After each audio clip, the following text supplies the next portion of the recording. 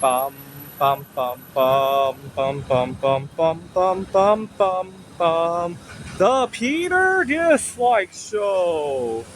Bum bum bum bum bum bum bum.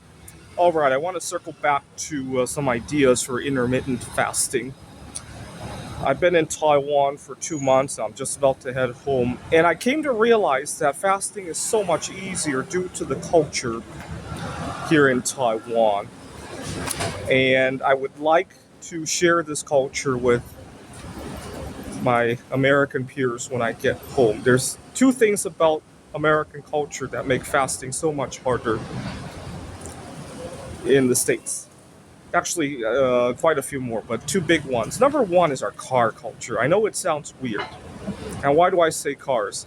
Well, I fast 17 hours every day here in Taiwan, sometimes a bit more. And I actually ran into something funny while doing that. I found I had a favorite all you could eat hot pot buffet restaurant, and I would for a time I was going there every day, and then in between I was fasting 22 hours and just filling up there, and the I almost got kicked out of that restaurant, so I took some time away from there to find another restaurant. I did the same thing, and now I'm back at the first one. But why can't I do this back home in the US? Well, the problem is we got to drive. And let's face it, when you're 18, 19, 20 hours into fasting, your mind is kind of altered. I mean, it doesn't really bother me for what I do for a living.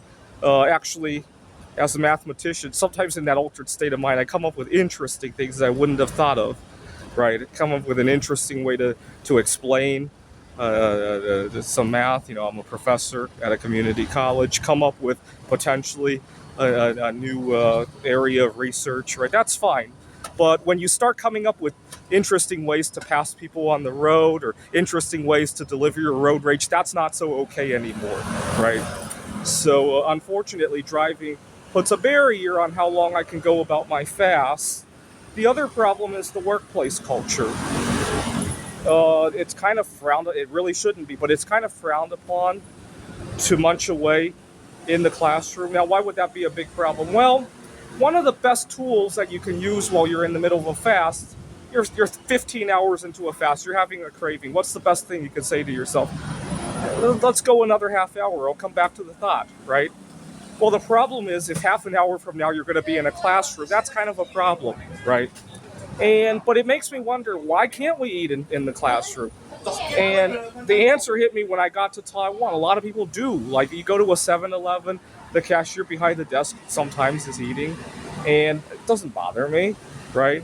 Uh, if you when I was checking into the hotel, a lot of times the hotel staff would put down their lunch to help me check in, and so it doesn't bother me.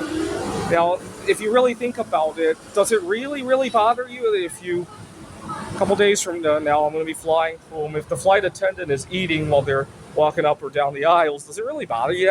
As long as they do it sensibly, right? If they get their food everywhere, yeah, that would bother them. If they get anything everywhere, that would bother me, right? Not just food, right? If they start littering, if their papers are flying everywhere into my seat, yeah, I think that would bother me too, right? It's not specific to food, right? Oh, if I'll let you think, right? If you go to a shopping mall and the person behind the counter is eating, does it really bother you that much? If the next time Donald Trump comes onto the television screen to speak and he's munching away at an apple or something, does it really bother you all that much? No. What might bother me is if they're doing something where this would be dangerous, right? If I see a truck passing me on the road and they're munching away and their hands are off of the steering wheel, yeah, that would bother me. If somebody's at the controls at a nuclear facility and they're doing that, yeah, that would bother me a lot, right? So unless there's something dangerous, I think we should normalize the idea that it's okay to eat at our. Now it's kind of weird, right? Because this is something that has to be normalized at a society level, right?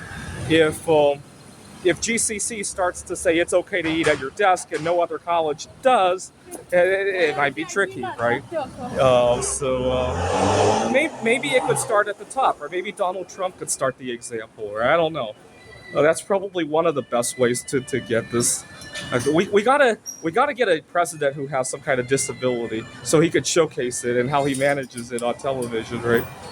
But part of me feels, I know I'm going to get a lot of hate mail for this. I think part of the reason that a lot of workplaces have all these wacky rules, right? No eating at your desk, and no sitting or whatever. Fill in whatever rule that you think is unnecessary. I think part of the reason for those rules is that it gives the upper management something to selectively enforce. Right? Imagine you want to get rid of somebody or you want to discipline them, but they are somebody of color, or they're pregnant, or some other thing that you can't say, right? Well, you could watch them and wait for them to break one of these silly rules, and now it's not about their race or religion or disability anymore. It's about the fact that they broke the so and so rule, even though everybody breaks it, right? I sometimes feel these wacky rules are there for that purpose, right? Bum bum bum bum bum bum bum bum bum bum bum bum. The Peter Dislike Show. Bum bum bum bum bum bum bum.